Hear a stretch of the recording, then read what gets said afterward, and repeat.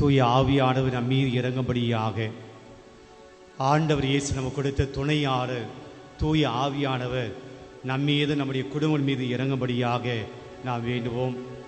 எங்கள் துணையாளரே என்ற பாடலை நாம் பாடி தூய ஆவியானவருடைய வல்லமையை, தூய ஆவியானவருடைய ஆற்றலை, அபிஷேகத்தை நாம் கேட்போம். துணையாளரே, தூய ஆவியானவரே, எங்கள் மீது வாரும், எங்கள் மீது இறங்கும். இயேசுவின் மீது வந்த ஆவியானவரே, அப்போஸ்தலர் மீது வந்த ஆவியானவரே, அன்னை மரியாள் மீது வந்த ஆவியானவரே, திருச்சபைக்காக ஆண்டவர் இயேசுவால் கொடுக்கப்பட்ட ஆவியானவரே, எங்கள் துணையாளரே என்று சொல்லி அந்த ஆவியானுடைய வல்லமையை இது நாம் பெற்றுக்கொள்ள ஆவியானுடைய பாடலை நாம் முதலில் பாடுவோம்.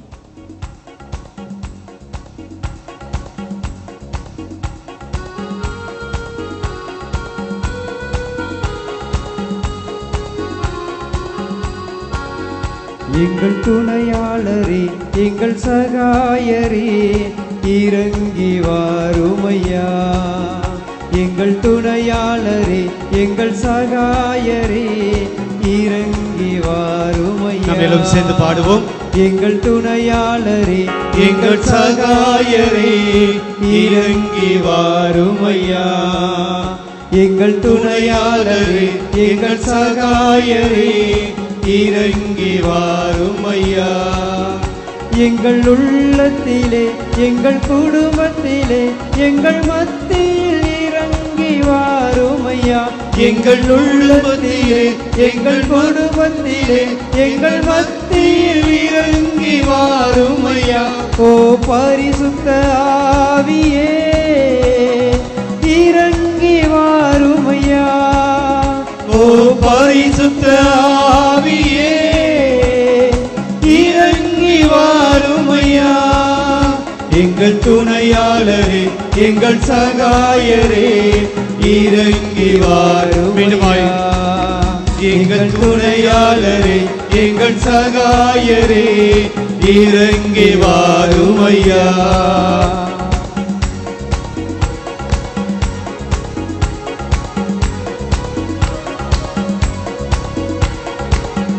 எங்கள் பலவீனத்தில், எங்கள் நோய்களில், எங்கள் கஷ்டத்தில் இறங்கி வாருமையா. எங்கள் பலவீனத்தில், எங்கள் நோய்களில், எங்கள் கஷ்டத்தில் இறங்கி வாருமையா. ஓ பரிசுத்த ஆவியே, இறங்கி வாருமையா. ஓ பரிசுத்த ஆவியே, இறங்கி வாருமையா. எங்கள் துணையாளரே, எங்கள் சகாயரே, இறங்கி வாருமையா. எங்கள் துணையாளரே, எங்கள் சகாயரே, இறங்கி வாருமையா. எங்கள் துணையாளரே, எங்கள் சகாயரே, இறங்கி வாருமையா. கண்களை மூடுவோம். ஆவியானவருடைய வல்லமையை கேட்போம். ஆவியானவரே, எங்கள் துணையாளரே, தூய ஆவியினால் எங்களுக்காக கொடுக்கப்பட்ட ஆற்றல் வாய்ந்த ஆய்ந்தவரே, எங்கள் வல்லமையும் சக்தியும் ஆற்றலும் எங்களுக்கு கொடுக்கக்கூடிய ஆவியானவரே, அப்போஸ்தலர் மீதும் அன்னை மரியாள் மீது இயேசு மீது இறங்கி வந்த ஆவியானவரே, இதை இந்த நாளில் எங்கள் மீது இறங்கும்படியாய் செபிக்கிறோம். எங்களை அபிஷேகம் செய்யும்படியாய் வேண்டுகிறோம். உண்மையை நோக்கி தூய் ஆவியானவர் வழி நடத்துவார் என்று இயேசு சொன்ன அந்த இறை வார்த்தைகளை நாம் நம்புகிறோம். ஆண்டவரே, நீரே உண்மையானவர், ஆண்டவர் இயேசுவே உண்மையானவர் என்பதை நாங்கள் அறிந்து கொள்ளும்படியாக தூய ஆவியானவரை எங்களை வலுப்படுத்தும், திடப்படுத்தும். எங்களுடைய ஞானத்தை, உம்முடைய ஞானத்தை எங்கள் மீது பொழிந்தும்படியாய் வேண்டுகிறோம். இதோ இந்த நற்கரை ஆராதனையிலே பங்கேற்க வந்திருக்கக்கூடிய ஒவ்வொரு மகனையும் மகளையும் இந்த நற்கரை ஆராதனையின்படியாக எங்களை ஆசீர்வதிக்கும்படியாய் எங்களை ஒப்பு கொடுத்து ஜெபிக்கிறோம். ஆவியானவரை எங்களை அபிஷேகம் செய்யும், உம்முடைய ஆற்றலால் எங்களை நிரப்பும், உம்முடைய வல்லமையால் எங்களை நிரப்பும் என்று சொல்லி உம்முடைய பாதுகாப்புக்குள், உம்முடைய ஆற்றலுக்குள், உம்முடைய வல்லமைக்குள் எங்களை ஒப்பு கொடுத்து ஜெபிக்கிறோம். ஆமென். அமருவோம்.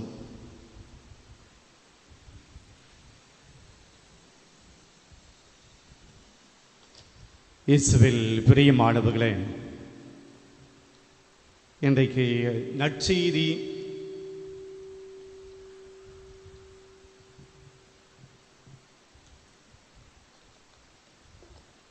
திருப்பலியிலே நாம் படிக்கப் போகிற நற்செய்தியில் இருந்து ஒரு வாக்கியத்தை இந்த நற்கரை ஆராதனுடைய முதல் பகுதியாக சிந்திக்க உங்களை அன்போடு அழைக்கிறேன். ஆண்டவர் இயேசு தன்னுடைய சீடர்களோடு போகிற போது கழுவாத கைகளினால் சாப்பிடுவதை பரிசேயர்கள், அங்கே இருக்கக்கூடிய மறைநூல் அறிஞர்கள் இயேசுவிடம் வந்து கேள்வி கேட்பாங்க. உம்முடைய சீடர்கள் கழுவாத கைகளினால் உண்பது என்ன? ஏன் இப்படி பண்றாங்க? கை கழுவாம ஏன் சாப்பிட்றாங்க? பிரியமானவர்களே, இன்றைக்கு நீங்க ஒரு ஹோட்டலுக்கு போறீங்க அல்லது ஒரு வீட்டுக்கு போறீங்க, சாப்பிட போறீங்க, நீங்க கை கழுவாம சாப்பிடுவது யாரும் கொஸ்டின் பண்ண மாட்டாங்க. அது ஒரு பெரிய தப்பு, அது பெரிய பாவம், அது செய்யவே கூடாத ஒன்று அப்படின்னு சொல்லி நீங்கள் சாப்பிடுகிற போது உங்களை டிஸ்டர்ப் பண்ண மாட்டாங்க. கை கழுவுனா நல்லது, இல்லை கை சுத்தமாக இருக்குது அதனால கை கழுவலை என்று புரிந்து கொள்வார்கள். பிரியமானவர்களே, யூத சமூகத்தில் அப்படி கிடையாது. அவர்கள் கை கழுவிய பின்புதான் உண்ண வேண்டும். ஒரு விருந்துக்கு போகிறாங்க, ஒரு வீட்டுக்கு போகிறாங்க, சாப்பிட போகிறாங்க அப்படின்னா அதுக்குண்டான சடங்கு முறை ஒன்று இருக்கிறது. அதை கண்டிப்பாக அவங்க செய்யணும். உங்கள் கை சுத்தமாக இருந்தாலும் பரவாயில்ல, சுத்தமாக இல்லாமல் இருந்தாலும் பரவாயில்ல, அந்த சடங்கு செய்யணும். இது இயேசுனுடைய சீடர்களுக்கு தெரியுமா? தெரியும். அவர்கள் யூதர்கள் தான், தெரியும். ஆனாலும் கூட இந்த இடத்துல ஆண்டவருடைய சீடர்கள் கை கழுவாமல் சென்று சாப்பிடுகிறார்கள். அது மூதாதையுடைய பழக்கம், பழைய ஏற்பாட்டிலிருந்து அவங்க கடைபிடிச்சிட்டு வந்த பழக்கம், கை கழுவி சாப்பிடணும். இப்போ சீடர்கள் அது செய்யலை.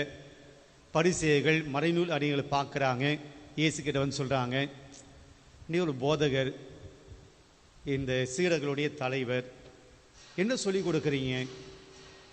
உம்முடைய சீடர்கள் கை கழுவாமல் சாப்பிட்றாங்க, முறையை தவறுகிறார்கள், இந்த பாரம்பரியமாக நம்ம கடைபிடித்து வந்த அந்த பழக்கத்தை மீறுறாங்க, இந்த மோயிசனுடைய சட்டத்தை மீறுறாங்க, தீட்டுப்பட்ட கைகளோடு அவர்கள் சாப்பிடுகிறார்கள் அப்படின்னு கேட்கிறாங்க.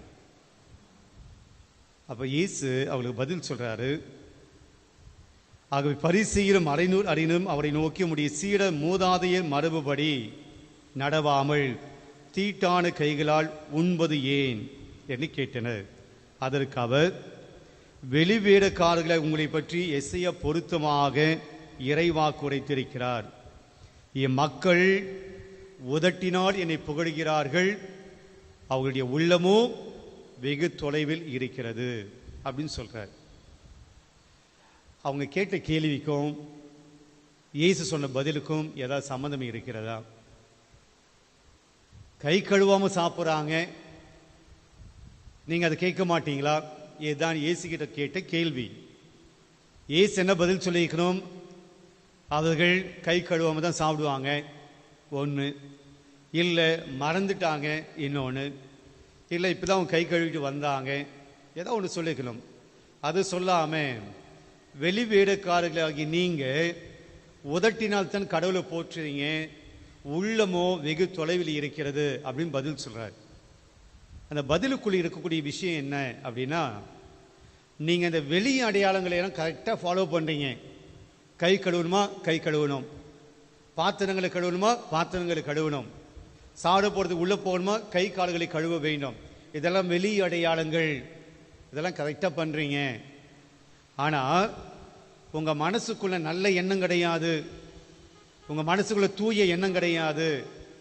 வெளிப்புற விஷயங்களை கரெக்டாக ஃபாலோ பண்ணுற போல மனசை சுத்தமாக நீங்கள் வச்சுக்க மாட்டீங்க. கை கழுவாமல் சாப்பிடக்கூடாது, தீட்டுன்னு சொல்கிறீங்க. கை அழுக்காகி இருந்தால் தீட்டு அப்படின்னு சொல்கிறீங்க. உங்கள் மனசு தீட்டாக இருக்கு, உங்கள் மனசு சுத்தமாக இல்லையே, உங்கள் மனசு கடவுளுக்கு ஏற்ற போல இல்லையே, கடவுள் விரும்புவது போல உங்கள் மனசை நீங்கள் சுத்தமாக இல்லையே. கை நல்லா இருந்தால் போதுமா? மனசு சுத்தமாக தேவையில்லையா? அப்ப இயேசு அவனுக்கு என்ன சொல்றாரு அப்படின்னா, வெளி அடையாளங்களில மட்டும் சாமியை கும்பிட்டா போதாது, உதட்டு அளவிலே சாமியை கும்பிட்டா போதாது. இப்போது பாட்டு பாடணும், கைத்தட்டி பாட்டு பாடணும். நம்ம எங்கேயோ நினைச்சு கூட கைத்தட்டி இருக்கலாம், நாம் வேற எதையோ நினைச்சு கூட இந்த பாட்டு பாடி இருக்கலாம். நம்முடைய மனசு இயேசு கிட்ட வந்துச்சா? அதான் கேள்வி. அந்த பாட்டை நான் உணர்ந்து பாடினேன்னா அதான் கேள்வி. உண்மையிலே எனக்கு தூய் ஆவி எனக்கு வேணும், ஆண்டோடைய ஆவி என்னை அபிஷேகம் செய்யணும் அப்படி நான் உணர்ந்து பாடினா இல்லை, பாட்டு அப்படியே ஒன்று பாடுது. பல சமயத்தில் நம்முடைய ஜெபங்கள், திருப்படி ஜெபங்கள், ஆராதனை பாடல்கள் நாம் உணர்ந்து பாடுவதில்லை. இயேசு சொல்றார், உதட்டினால் என்னை புகழுகிறீங்க. வெறும் உங்களுடைய உதடுதான் ஜெபத்தை சொல்லுது, உங்களுடைய உதடுதான் மந்திரத்தை சொல்லுது, உங்களுடைய உதடுதான் பாடுது. You don't feel it. வார்த்தை முக்கியமா, அந்த வார்த்தைகளை சொல்லக்கூடிய மனசு முக்கியமா? என்ன, மனசு தான் முக்கியம். வெறும் வார்த்தை அளவில் அது ஒன்றும் எஃபெக்ட் கிடையாது. பெரியமானலை காலையில் ஒரு சகோதரியை வந்து சந்திச்சாங்க. அவருடைய குடும்பத்தில் நடந்த ஒரு பிரச்சனையை சொன்னாங்க. பெரியமானவர்களே, அவருடைய துன்பத்தை, அவருடைய கஷ்டத்தை சொல்லுவதற்கு வார்த்தை வரலை. ஆனால் அவர்கள் விட்ட கண்ணீர் அவருடைய துன்பத்தை வெளிப்படுத்துகிறது. அவர்கள் விட்ட கண்ணீர் போதும், வார்த்தை தேவையில்லை. கண்ணீர் எப்படி வரும்? ஃபீலிங், உணர்வுகள். அந்த உள்ளத்தில் உணர்வு, அந்த உள்ளத்தில் கஷ்டம் இருக்கு, சொல்ல முடியல அவங்களால, அவனுடைய கஷ்டத்தை சொல்ல முடியல, ஒரே அழுகைதான். பிரியமானவர்களே, ஆண்டவர் சொல்றாரு, ஆண்டவரை புகழுகிற போது நீங்க சொல்லக்கூடிய வார்த்தைகள் முக்கியமா, உங்க மனசு முக்கியமா அப்படின்னா, ஆண்டவர் சொல்றாரு, உன் வார்த்தை எனக்கு வேண்டாம், உங்களுடைய வார்த்தையினால் புகழ்வது எனக்கு பிடிக்காது, உங்களுடைய உள்ளம் ஒன்றிணைய வேண்டும், மனசார புகழுங்க. எழுந்து நிற்போம். ஆண்டுகிட்டு சொல்லும், ஆண்டவரே, உன்னை மனதார நான் புகழப் போகிறேன், நான் முழுமையாய் உம்மை புகழப் போகிறேன். வெறும் வார்த்தைகளில் அல்ல, என் மனதிலிருந்து நான் சொல்லுகிறேன், உம்மை நான் நேசிக்கிறேன். என் மனசிலிருந்து நான் சொல்றேன், ஆண்டவரே உம்மை அன்பு செய்கிறேன். என் உள் மனசிலிருந்து நான் சொல்றேன், ஆண்டவரே நான் உம்மை நேசிக்கிறேன், நான் உன்னை அன்பு செய்கிறேன், நான் உன்னை லவ் பண்றேன்பா. மனதார சொல்ல ஆண்டவர் விரும்புகிறார். உன் வார்த்தைகள் எனக்கு தேவையில்லை, வெளிப்புற வார்த்தை எனக்கு முக்கியம் கிடையாது. இன்னைக்கு நம்ம ஆண்டுகிட்ட சொல்லுவோம், நான் உம்மை துதிக்கிறேன் ஆண்டவரே, நான் உம்மை போற்றுகிறேன் ஆண்டவரே, நான் உன்னை அன்பு கூறுகிறேன் ஆண்டவரே. வெறும் வார்த்தையில் அல்ல ஆண்டவரே, என் மனசார நான் சொல்றேன், ஆண்டவர் உம்மை அன்பு செய்கிறேன். என் மனதார நான் சொல்கிறேன், ஆண்டே நான் உம்மை நேசிக்கிறேன். மனதார சொல்கிறேன், ஆண்டே நான் உன்னை நம்புறேன். பாடுவோம்.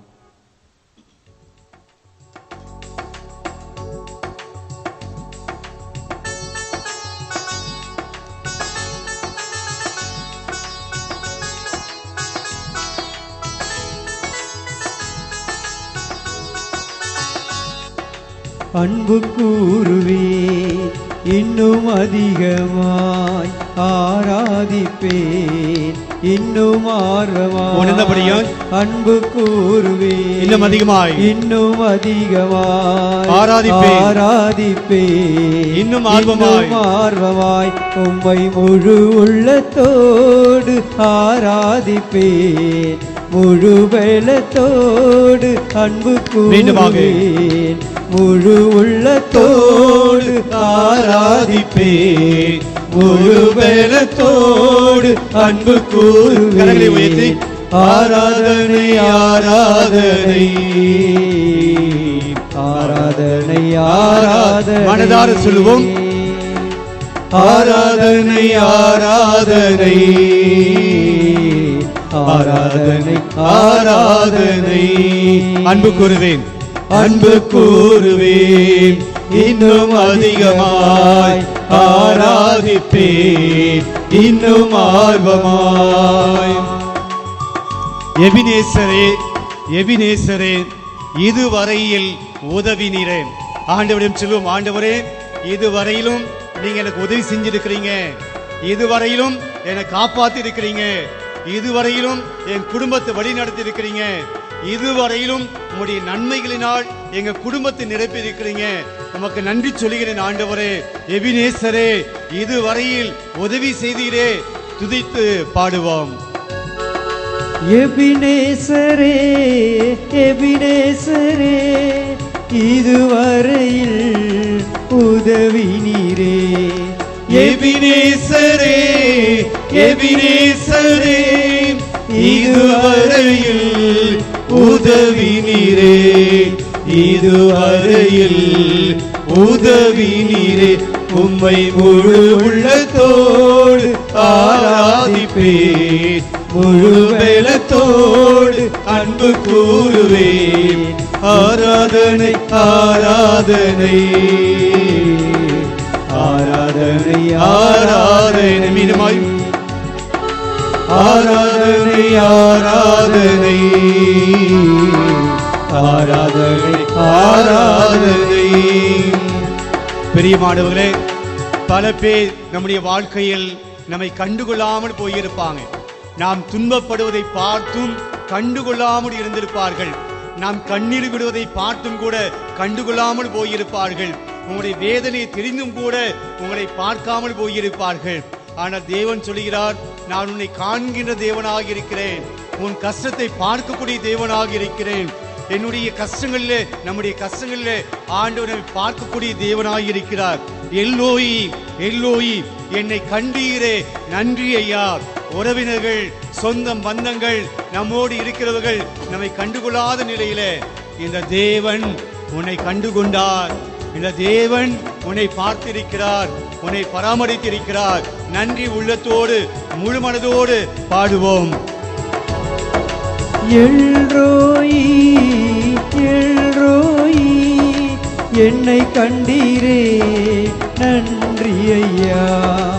எல்லோயி எல்லோயி என்னை கண்டீரே, நன்றி ஐயா. என்னை கண்டீரே, நன்றி ஐயா. உம்மை முழு உள்ளத்தோடு ஆராதிப்பேன். முழு வேலத்தோடு அன்பு கூறுவேன். ஆராதனை ஆராதனை ஆராதனை ஆராதனை ஆராதனை ஆராதனை ஆராதனை ஆராதனை. எல்லாம் சேர்ந்து அன்பு கூறுவேன், இன்னும் அதிகமாய் ஆராதிப்பேன். இன்னும் ஆர்வமாய் அன்பு கூறுவேன், இன்னும் அதிகமாய் ஆராதிப்பேன். இன்னும் ஆர்வமாய் உம்மை முழு உள்ளத்தோடு ஆராதிப்பேன். முழு வேலத்தோடு அன்பு கூறுவேன். ஆராதனை ஆராதனை ஆராதனை ஆராதனை. பல வேளைகளில் நாம் சுகமில்லாமல் போயிருப்போம், உடல் நலம் இல்லாமல் போயிருப்போம். நம்முடைய உடல் நலத்தில, நம்முடைய முடியாத தன்மையில, உடல் சுகமில்லாமல் நாம் அழுது கொண்டிருக்கக்கூடிய சமயத்துல, நாம் படுத்த படுக்கையாகக்கூடிய சமயத்துல நம்மை பார்க்காமல், நம்முடைய தேவையை புரிந்து கொள்ளாமல், நம்முடைய கஷ்டத்தை புரிந்து கொள்ளாமல் போயிருப்பார்கள். ஒரு வார்த்தை நல்லா இருக்கிறீர்கள் கூட கேட்காமல் போயிருப்பார்கள்.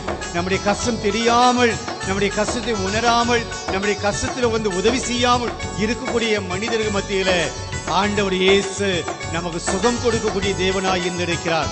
பல்வேறு நோய்களின் மத்தியில, பல்வேறு நோய்களுடைய மத்தியில ஆண்டு நம்மை கரம் பிடித்து வழிநடத்தி கொண்டிருக்கிறார். நம்மை தாங்கி வழிநடத்தி கொண்டிருக்கிறார். அவருடைய பலத்தை கொடுக்கிறார், அவருடைய சுகத்தை தருகிறார். ஏகோவரப்பா ஏகோவரப்பா, சுகம் தந்தீரே, நன்றி ஐயா. துதித்து பாடுவோம். ஏகோவரப்பா ஏகோவரப்பா, சுகம் தந்தீரே, நன்றி ஐயா. ஏகோவரப்பா ஏகோவரப்பா, சுகம் தந்தீரே, நன்றி ஐயா. சுகம் தந்தீரே, நன்றி ஐயா. உம்மை முழு உள்ளத்தோடு ஆராதிப்பேன். முழு வேலத்தோடு அன்பு கூறுவேன். ஆராதனை ஆராதனை ஆராதனை ஆராதனை ஆராதனை ஆராதனை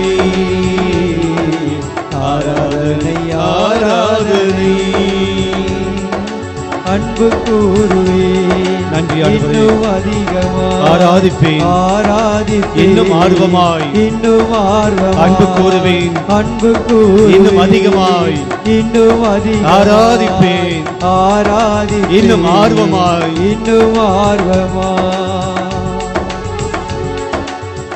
அன்பு கூறுவேன்.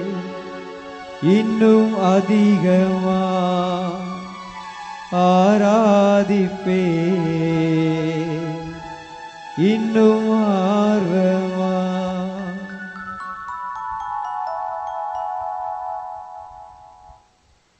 நற்செய்திகளை ஆண்டவர் அடிக்கடி சொல்லக்கூடிய வார்த்தை, ஒருவர் என்னை பின்பற்ற விரும்பினால் தன்னை மறந்து தன்னை துறந்து என் சிலுவையை பின்பற்றட்டும் அப்படின்னு சொல்லுவார்.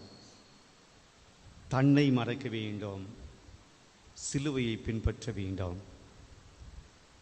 இதை வேறு இடத்திலே இதே வசனத்தை ஆண்டவர் சொல்லுவார், நீ என்னுடைய சீடனாக சீடத்தியாக இருக்க வேண்டும் என்று விரும்பினால் உன் தாய் தந்தையை விட்டுவிட்டு, உன் பிள்ளைகள் விட்டுவிட்டு, உன் மனைவியை குடும்பத்தாரை விட்டுவிட்டு என்னை பின் செல் என்று சொல்லுவார்.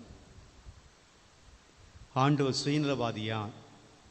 எல்லாத்தையும் விட்டுட்டு என்னை மட்டும் பின்பற்றி வா, என்னை மட்டும் பின்தொடர்ந்து வா அப்படின்னு சொல்றாரு. அவ்வளவு சுயநலவாதியா? உங்களுடைய வாழ்க்கையில் என்னை முதன்மைப்படுத்துங்கள், மற்றதெல்லாம் உங்களுக்கு சுகமாக கிடைக்கும் என்பதுதான் செய்யும். நீங்கள் மற்றவர்களையெல்லாம் முதன்மைப்படுத்தி மற்றதையெல்லாம் முதல்ல வச்சுட்டு கடைசியில் நீ தூக்கி என்னை வச்சிங்க அப்படின்னா நீ என் சீடனாக இருக்க தகுதி இல்லை, நீ என்னை பின்பற்றுவனாக இருக்க வேண்டிய அவசியம் இல்லை.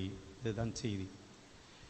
இன்னைக்கு நம்ம ஆண்டவர்கிட்ட சொல்ல முடியும், ஆண்டவரை முழு மனதோடு உம்மை ஆராதிக்கிறேன், முழு மனதோடு நம்மை அன்பு செய்கிறேன், முழு உள்ளத்தோடு நம்மை அன்பு செய்கிறேன்.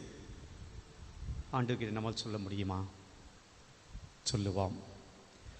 நீங்கள் முதலில் ஆண்டவருக்குரியதை நாடுங்கள், பின்பு உங்களுக்கு அனைத்தும் சேர்த்து கொடுக்கப்படும். முதல்ல ஆண்டவரை தேடுங்க, ஆண்டவருக்கு உண்டானது தேடுங்க, மற்றெல்லாம் உங்களுக்கு சேர்த்து கொடுக்கப்படும் அப்படின்னு ஆண்டவர் சொல்றார். இன்னைக்கு ஆண்டவரை முதன்மைப்படுத்துவோம். ஆண்டவரே, நாங்கள் உதட்டு அளவில் புகழலை, மனசாருமை புகழ்கிறோம். உதட்டு அளவில் நாங்கள் ஜெபிக்கக்கூடிய மக்கள் அல்ல, மனதளவிலே நாங்கள் ஜெபிக்கிறோம். இவர்கள் உதட்டால் என்னை புகழ்கிறார்கள், ஆனால் இவருடைய உள்ளமோ வெகு தொலைவில் இருக்கிறது என்று பரிசேயர்களை பார்த்து சொன்னீங்களே ஆண்டவர். நாங்கள் அப்படி அல்ல, மனசாரும் நாங்கள் நம்புகிறோம், மனதாரும் உங்களை அன்பு செய்கிறோம், மனசார உங்களை நாங்கள் துதிக்கிறோம், மனசார உங்களை நாங்கள் நேசிக்கிறோம். ஆண்டவர்கிட்ட நம்மால் சொல்ல முடியுமா? ஆண்டவரிடம் சொல்லுவோம், ஆண்டவரே உம்மை முழு மனசோடு அன்பு செய்யணும். ஆண்டவரே, அரைக்குறையாக கிடையாது, கொஞ்சம் நெஞ்சம் அப்படி கிடையாது, எனக்கு பாதி உங்களுக்கு பாதி அப்படி அல்ல. முழுசா முழு மனதோடு முழு இதயத்தோடு முழு உள்ளத்தோடு ஆண்டவரே நாம அன்பு செய்யணும். ஆண்டவரே, எங்கள் வாழ்க்கையில் நீங்கள் தான் முக்கியமாக எங்களுக்கு இருக்கணும், எங்கள் குடும்பத்துக்கு நீங்கள் தான் முக்கியமாக இருக்கணும். அப்படிப்பட்ட மனசோட நாம் ஜெபிப்போம். கண்களை மூடுவோம். நம்முடைய உள்ளத்தை ஆண்டோடைய பாதத்தில் ஒப்பு கொடுத்து, ஆண்டவரே ஏதோ உங்களுடைய மத்தியிலே வந்திருக்கூடிய எங்களை ஆசீர்வதியும். இந்த நற்கனை ஆண்டவராகிய நீர் எங்களுடைய மத்தியிலே வந்தமைக்காய் நாங்கள் உம்மை புகழ்கிறோம், போற்றுகிறோம். இந்த அற்புதமான இந்த ஆராதனையிலே எங்களை பங்கெடுக்க செய்த உம்முடைய கிருபைக்காய் நன்றி சொல்லுகிறோம். ஆண்டவரை நாங்கள் உதட்டினால் போற்றுகிற பிள்ளைகள் அல்ல, உம்முடைய மக்கள் அல்ல. நாங்கள் உள்ளத்தினால் உம்மை துதிக்கிற, நம்புகிற, ஆராதிக்கிற மக்களாக நாங்கள் இருக்கிறோம். ஆண்டவரே, நாங்கள் முழுமையாக உங்களை நம்புகிறோம். ஆண்டவரே, உம்மை விட்டா எங்களுக்கு வேறு யாரு கதி இல்லை என்பதை நாங்கள் நம்புகிறோம். ஆண்டவரே, நீரே எங்களுடைய குடும்பத்தினுடைய தலைவனாக, எங்களுடைய வாழ்க்கையினுடைய தலைவனாக எங்களுக்கு எல்லாமா இருக்கிறீங்க. ஆண்டவரே, இது ஒருபோதும் நாங்கள் மறந்து போக மாட்டோம். ஆண்டவரே, நாங்கள் இருப்பதும் வாழ்வதும் இயங்குவதும் உம்மாலே தான் என்பதை நாங்கள் நம்புகிறோம். ஆண்டவரே, எங்களுடைய வாழ்க்கையில உம்முடைய இடத்துல நாங்கள் எதுவும் வைக்க மாட்டோம். ஆண்டவரே, உமக்கு உண்டான நேரத்தை நாங்கள் கொடுக்கக்கூடிய மக்களாக இருக்கிறோம் ஆண்டவரே. உம்மால் நாங்கள் வாழ்கிறோம் என்பதை நாங்கள் நம்புகிறோம் ஆண்டவரே. எங்கள் வாழ்க்கையிலே உமக்கு மட்டுமே முதலிடம், எங்கள் வாழ்க்கையிலே உமக்கு மட்டுமே முக்கியத்துவம் கொடுக்கக்கூடிய மக்களாக நாங்கள் இருக்கிறோம் ஆண்டவரே. ஏதோ நாங்கள் உம்மை தேடி வந்திருக்கிறோம், கவலையோடு வந்திருக்கிறோம், கஷ்டத்தோடு வந்திருக்கிறோம், பிரச்சனைகளோடு வந்திருக்கிறோம் ஆண்டவரே, மனபாரங்களோடு வந்திருக்கிறோம் ஆண்டவரே. என்னுடைய உள்ளத்தை அறிகிற தேவனாய் நீ இருக்கிறீர், என்னுடைய கஷ்டத்தை நீ போக்குகிற தேவனாக இருக்கிறீர் ஆண்டவரே. இங்கு வந்திருக்கிற ஒவ்வொரு பிள்ளையும் ஒவ்வொரு மகனையும் மகளையும் உம்முடைய வல்லமையுள்ள கரத்திலே ஒப்புக் கொடுக்கிறோம். இந்த நற்கரை ஆராதனையிலே இந்த ஒரு மணி நேரத்தில் ஆண்டவரே எங்களை முழுமையாய் உம்முடைய பாதத்தில் ஒப்புக் கொடுக்கிறோம் ஆண்டவரே. எங்களை ஆசீர்வதியும், நாங்கள் கொண்டு வந்திருக்கிற விண்ணப்பங்களை ஆசீர்வதியும், நாங்கள் கொண்டு வந்திருக்கிற மன்றாட்டுகளை ஆசீர்வதியும், நான் வந்திருக்கிற தேவைகளை பூர்த்தி செய்யும் ஆண்டவரே. எங்க குடும்பத்துக்கு நிம்மதி தாங்க, எங்க பிள்ளைகளுக்கு வேலை வாய்ப்பு தாங்க, எங்களுடைய பிள்ளைகளுக்கு திருமண வரன் தாங்க, எங்களுடைய கடன் தொல்லை நீங்குவதாக, எங்களுடைய அழுகை நீங்குவதாக, எங்களுடைய பிரச்சனைகள் நீங்குவதாக, எங்களுடைய நோய் நோக்காடுகள் நீங்குவதாக ஆண்டவரே. எங்களை ஆசீர்வதியும் என்று சொல்லி ஆண்டவரே உம்முடைய கரத்திலே எங்களை ஒப்புக் கொடுக்கிறோம். நீரே பொறுப்படுத்திக் கொள்ளும்படியாய், நீரே எங்களை ஆசீர்வதிக்கும்படியாய், நீரே எங்களை பாதுகாக்கும்படியாய், நீரே எங்களை வழிநடத்தும்படியாய் வேண்டுகிறோம் ஆண்டவரே. Praise the Lord, praise the Lord, praise the Lord, praise the Lord, praise the Lord, praise the Lord. Hallelujah, hallelujah, hallelujah, hallelujah, hallelujah. அமருவோம்.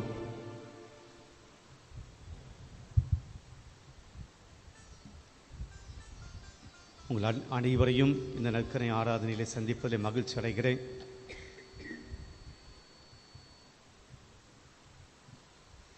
மாசத்தினுடைய 2வது செவ்வாய்க்கிழமை அந்தோனியாருடைய நாள். அந்தோனியார் நற்கரை ஆண்டவர் மீது ஆழமான அதிகமான நம்பிக்கை வைத்தவர், எல்லாருக்கும் தெரியும்.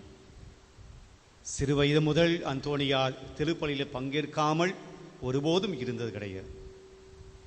அந்தோனியாருடைய வாழ்க்கையிலே நற்கனை வாங்காமல் ஒருபோதும் இருந்தது கிடையாது. அந்த அளவுக்கு நற்கனை ஆண்டவர்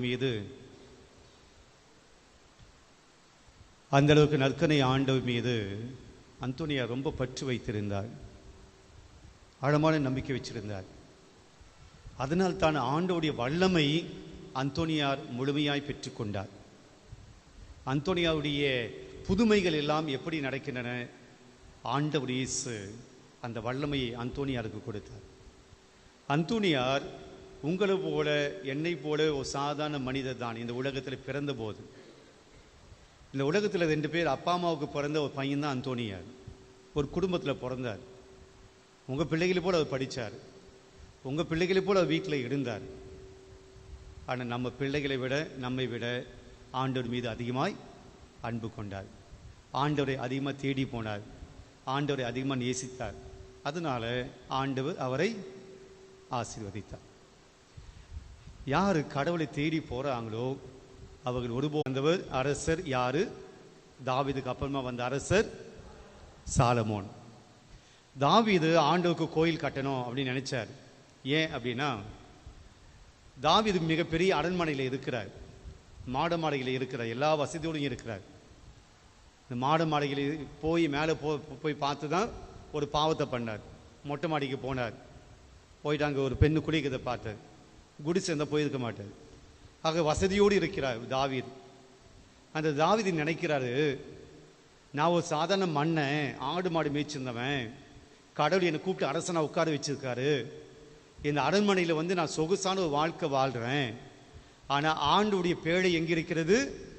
அது சாதாரண கூடாரத்தில் இருக்கிறது. அப்போது ஆண்டவருக்கு ஒரு கோயிலை கட்டணும் அப்படின்னு தாவீது ஆசைப்படுறாரு. ஆனால் ஆண்டவர் சொல்கிறாரு, நான் ஆசைப்பட்டேனா? நான் உன்னை கேட்டேனா? கோயில் கட்ட சொல்லி நான் உன்னை கேட்டேனா? நான் ஒருபோதும் ஆலயத்தில் இருந்தது கிடையாது. உங்களுடைய எகிப்து தேசத்திலிருந்து 40 ஆண்டுகள் நீங்கள் பாலைவனத்தில் நடந்தபோது நான் உங்கள் கூட நடந்தவன், உங்கள் கூட வெயிலில் நான் பயணம் செய்தவன், இரவிலே உங்களோடு நான் பயணம் செய்தவன். நீங்கள் எங்கெல்லாம் தங்கினீங்களோ அங்கெல்லாம் நான் தங்கினேன்.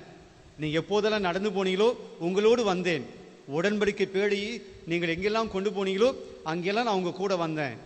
நான் ஒரு இடத்துல இருக்கக்கூடியவன் அல்ல, நான் ஒரே இடத்துல இருக்கக்கூடியவன் அல்ல, மக்களோடு நான் மக்களாக வரக்கூடியவன். உங்ககிட்ட நான் கேட்கலையே அப்படின்னு தாவீதுக்கு சொல்லிட்டு இன்னொரு வார்த்தை சொல்லுவார், நீ ஆசைப்பட்ட, ஆனால் நீ கோயில் கட்ட மாட்ட, உன்னுடைய பிள்ளை உடைய மகன்தான் எனக்காக கோயில் கட்டுவான் என்று சொல்றார். இப்போ தாவீது இறந்து போகிறார். சாலமோன் மன்னனாக வருகிறார். மன்னனாக வந்து கோயில் கட்டுறார். கோயில் கட்டிய பின்னாடி அந்த கோயிலுக்குள்ள மக்கள் எல்லாம் உள்ள கூட்டிட்டு போறார். உள்ள கூட்டிட்டு போயிட்டு அவர் ஜெபிக்கக்கூடிய ஜெபம்தான் இன்றைக்கு முதல் வாசகம். சுச்சுவேஷன் புரிஞ்சுதுங்களா? சாலமோன் கோயில் கட்டிட்டார், புது கோயில் கட்டிட்டார். ஆண்டோடைய உடன்படிக்கை பேழை கொண்டு வந்து கோயிலை வச்சுட்டாங்க. இப்போ ஆண்டு உள்ளே இருக்கிறார். இப்போது அந்த புது கோயிலில் சாலமோன் தன்னுடைய மக்களோடு சேர்ந்து உள்ளே போய் ஜெபிக்கிறார். ஜெபிக்கிற போது வரக்கூடிய வார்த்தைகளை தான் இன்றைக்கு திருச்சபை முதல் வாசமாக கொடுத்திருக்கு. நான் இந்த வாசகத்தை உங்களுக்கு எக்ஸ்பிளைன் பண்ணுறதுக்கு முன்னாடி ஒரு கேள்வி கேட்கலாம்னு நினைக்கிறேன். நீங்கள் எது வேணால் பேசுங்க ஃபாதர், எவ்வளோ நேரம் பேசிக்கிங்க, ஆனால் கேள்வி மட்டும் கேட்காதீங்க. அப்படி தானே? வேகமாக தலையாட்டுங்க. ஆமாம் அப்படின்ட்டு வேகமாக தலையாட்டுங்க. நீங்கள் கேள்வி கேட்டு நான் கேள்வி கேட்டு நீங்கள் பதில் சொல்ல அப்படின்னா நீங்கள் எல்லாம் ஃபெயிலு அப்படின்னு என்றைக்கா சொல்லியிருக்கேன்னா நல்லா சும்மா கேள்வி கேட்போம், ரைட்டோ தப்போ. எத்தனை பேருக்கு ஜெபிக்க தெரியும் அப்படின்னு நீங்கள் நினைக்கிறீங்க? அதாவது உங்களில் எத்தனை பேருக்கு நீங்கள் நல்லா ஜெபிக்கிறீங்க?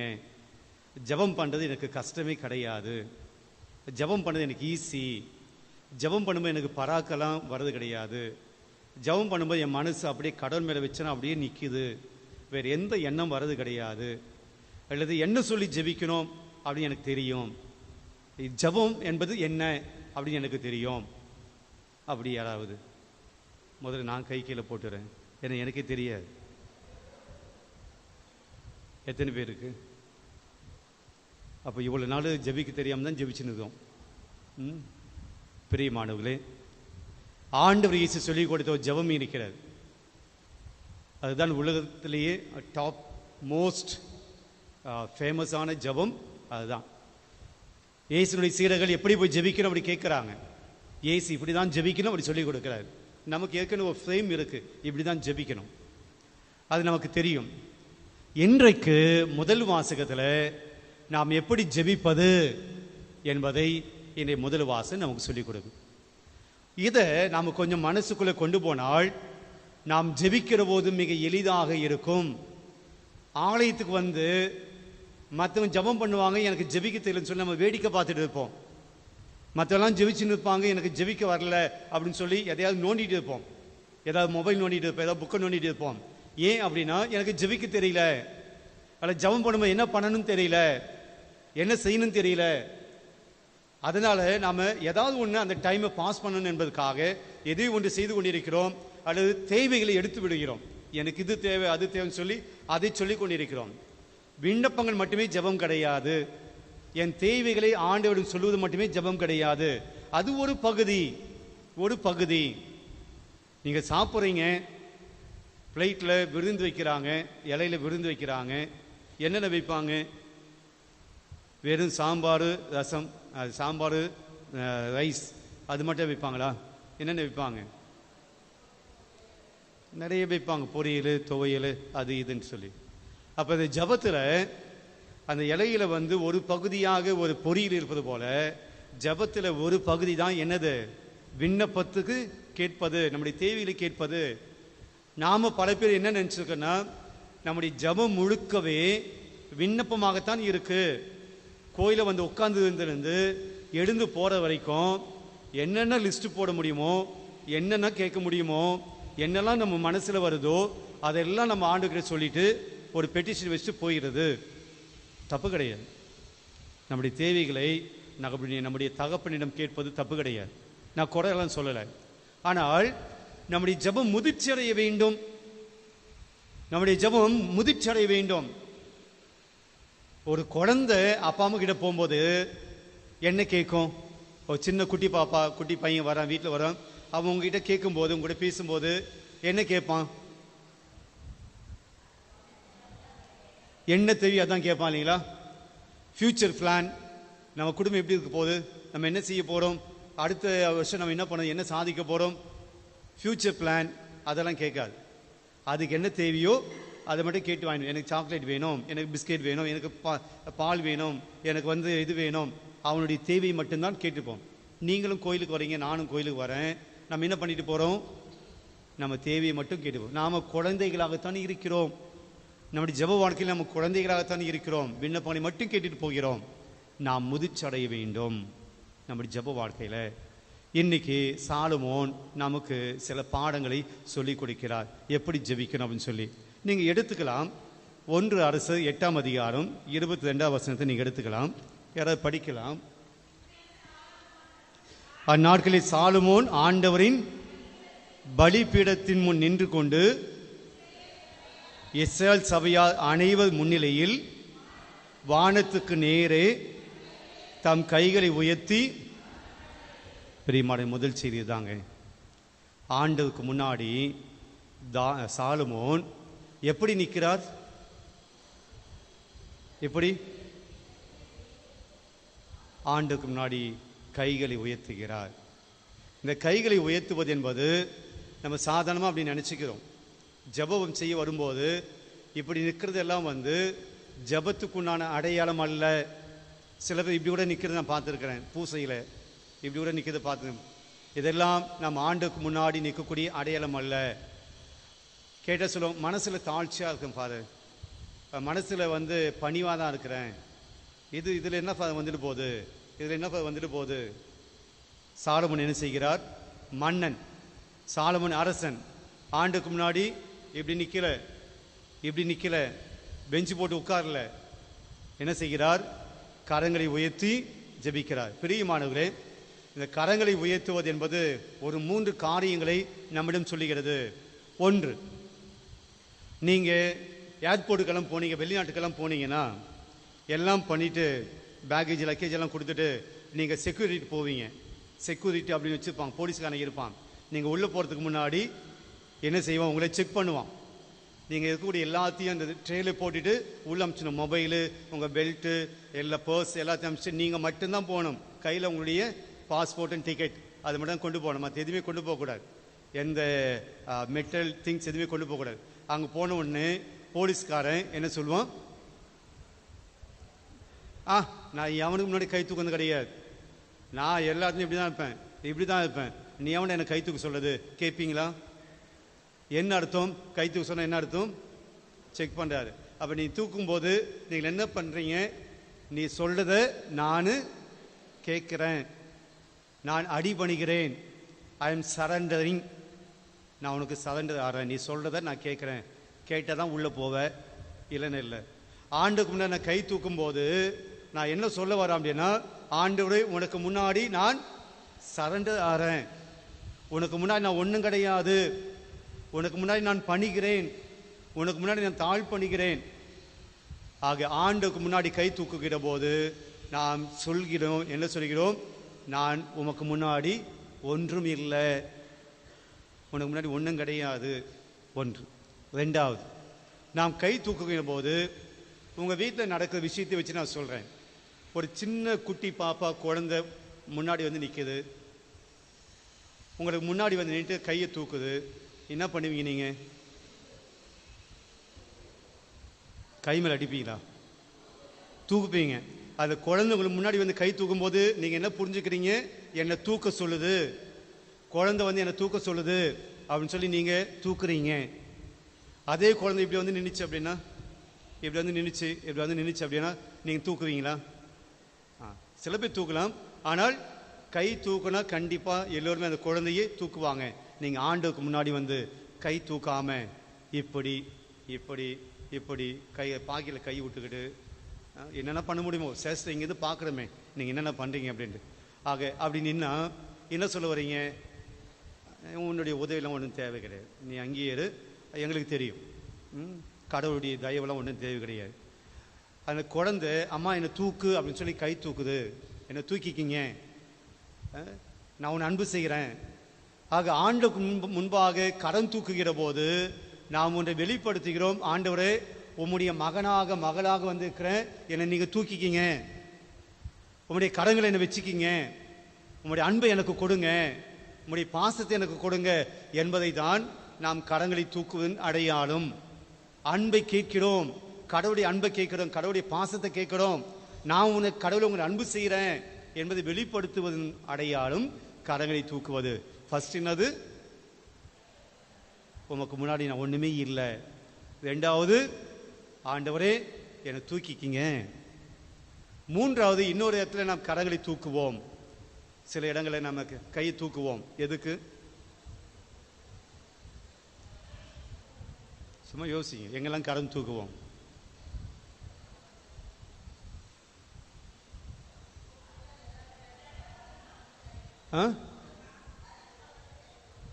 ஒரு நீங்க இதை புதுசா தத்துவம் சொல்றீங்க, சொல்லுங்க. பதில் சொல்றது கை தூக்குறாங்களா? Okay okay. பல இடங்களில் நம்ம பள்ளத்தில் ஏதோ விழுந்துட்டோம், ஒரு ஆபத்தில் விழுந்துட்டோம், நம்ம கீழே விழுந்துட்டோம் அப்படின்னா நம்ம என்ன செய்வோம்? கை கொடுத்தா தான் தூக்கி விடுவாங்க. நான் பள்ளத்தில் விழுந்துட்டேன், ஆனால் கையெல்லாம் கொடுக்க மாட்டேன். நீ முடிஞ்சால் தூக்கிக்கோ, நீ இப்போ மேலே தான் நிற்கிற, நான் கீழே பள்ளத்தில் தானே இருக்கிறேன், முடிஞ்சால் நீ தூக்கு, நான் கையெல்லாம் கொடுக்க மாட்டேன். எவனா தூக்குவானா? கல் எடுத்து மண்டையில் போட்டு போயிடுவோம் இல்லைங்களா? நீ உதவி கேட்க மாட்டேன். ஆண்டுக்கு முன்னாடி கரங்களை தூக்குவது, ஆண்டவரே நான் உதவியை கேட்கிறேன். சாலமோன் ஒரு மன்னனாக இருக்கிறார், ஒரு அரசனாக இருக்கிறார். ஆண்டுக்கு முன்னாடி அது மக்கள் எல்லாம் இருக்கிறாங்க, எல்லா மக்களும் இருக்கிறாங்க. எல்லாருக்கும் முன்னாடி ஆண்டுக்கு முன்னாடி சாலமோன் தன்னுடைய கரங்களை உயர்த்தினார். எங்கள் கைத்தட்டுக்கெல்லாம் கேவலப்படும், கைத்தட்டெல்லாம் அசிங்க நினைக்கிறோம்.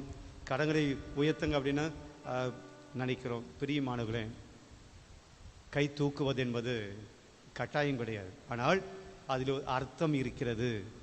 ஆண்டுக்கு முன்னாடி நாம் கரங்களை உயர்த்துகிற போது, ஆண்டுக்கு முன்னாடி கரங்களை தட்டி நாம் பாடுகிற போது அது அர்த்தம் இருக்கிறது. அது தேவையில்லாத ஒரு பொசிஷன் கிடையாது. நாம் நிற்பது, நாம் இயங்குவது, நாம் வாழ்வது எல்லாமே ஆண்டவருடைய கிருபை. ஆண்டவருக்காக என்னுடைய கரத்தை உயர்த்துகிற போது ஆண்டவர் என்னை தூக்குகிறார். ஆண்டவருக்காக என்னுடைய கரத்தை உயர்த்துகிற போது என்னுடைய தேவையை ஆண்டவர் புரிந்து கொள்கிறார்.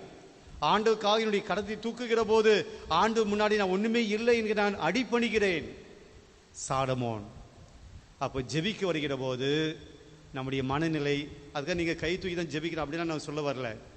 நாம் ஜெபிக்கிற போது இந்த 3 விஷயம் இருக்கா? நான் சொன்ன இந்த 3 விஷயம், நான் முழுமையாய் என்னை ஆண்டுக்கு முன்னாடி ஒப்பு கொடுக்கிறேன். ஒருத்தர் 2 பேர் வந்து ஜெபம் பண்ணானுங்க கோயிலில். ஒருத்தன் இங்கே முன்னாடி வந்து ஜெபம் பண்ணான், ஒருத்தன் பின்னாடி வந்து ஜெபம் பண்ணான். இயேசு சொல்கிற கதை தான்.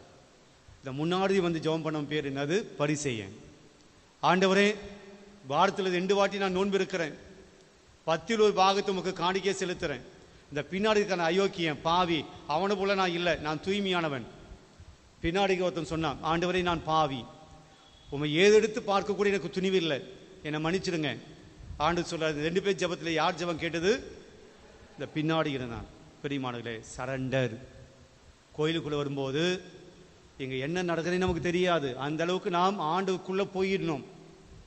ஆண்டுக்குள்ளே என்னை முழுமையாக ஒப்பு கொடுக்கணும். நான் கட்டின வந்த புடவை எல்லாம் பார்க்குறாங்களா இல்லையா? என் நகையெல்லாம் பார்க்குறாங்களா இல்லையா? இல்லை அடுத்து என்ன புடவை கட்டி வந்தாங்க அவங்கள பார்க்குறது. இவளுக்கெல்லாம் என்ன இவ்வளோ வசதி வந்துருச்சு, இப்படிப்பட்ட காசு. பெரியமானவர்களே, நான் ஆண்டுக்குள் பணிகிற போது நீயும் ஆண்டு மட்டும்தான். சாலமோன் பின்னாடி திரும்பி பார்க்கல. எவெல்லாம் கை தூக்கினா?